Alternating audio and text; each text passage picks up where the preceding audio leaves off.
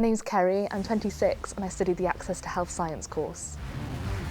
I found out about Cardiff and Vale College by seeing posters around, I think I heard it on the radio, and then I just did a quick Google search and came up with their website.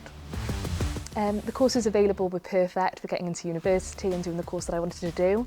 I knew there was small class sizes and really great support, and also a fantastic building to be able to learn in.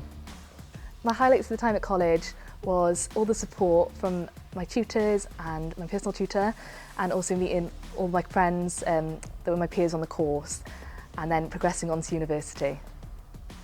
The advice I'd give to someone thinking of studying the Access to Health Science course is just go for it, seek support when you need it, and really focus on that end goal of doing the job that you really want to do.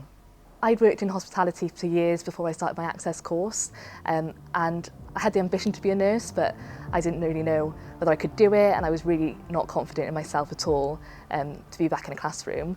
The Access course is perfectly designed to help you get to university and also for you to thrive in university. It teaches you all the skills you need, from essay writing, the basic background of like health science, and yeah, I went to university, got a first class degree, and now I'm doing a career that I absolutely love.